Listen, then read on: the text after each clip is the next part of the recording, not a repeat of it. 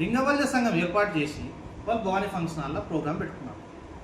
మీరు మమ్మల్ని ఉసుగొల్పి అది తప్పు ఇప్పు అని అన్నీ చేసి మమ్మల్ని రెచ్చగొట్టి మేము రాత్రికి పోయి వాళ్ళు ఫ్లెక్సీలు కడితే ఫ్లెక్సీలు చింపిన దినాలు నేను పొద్దున్న లేచి పైల్వాళ్ళని తయారు చేసినట్లా మన ఫంక్షన్ హాల్లో అందరినీ జమ చేసి సమయంలో ₹1,00,000 చిల్లర లెక్క రాసినాడు. దాని మీద కూడా ఏం ₹1,00,000 చిల్లర ఖర్చు పెట్టిండ్రప్ప?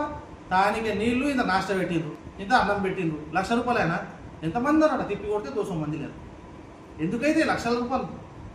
పోలీసు వాళ్ళు సెక్యూరిటీ పైమానలాగా తయారు చేసి పోటు చూసుకుందాం పీక్దాం అన్నీ మాట్లాడి లోపలికి పోయి రూమ్లో 4 కూర్చుని మాట్లాడుతుంది అని ఇలా కూడా బయటికి వస్తుంది. వచ్చి ఏం చేస్తుంది?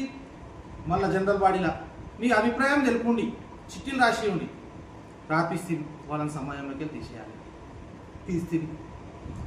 అందులో సభ్యుని కొడుకు పెళ్లికి సమయం నుంచి ఎవరు అయ్యకపోతే ఎవరు ఒకపోతే మంచిగా కార్యక్రమం తీసిండ్రు, అందరి అభిప్రాయంతో తీసిండ్రు.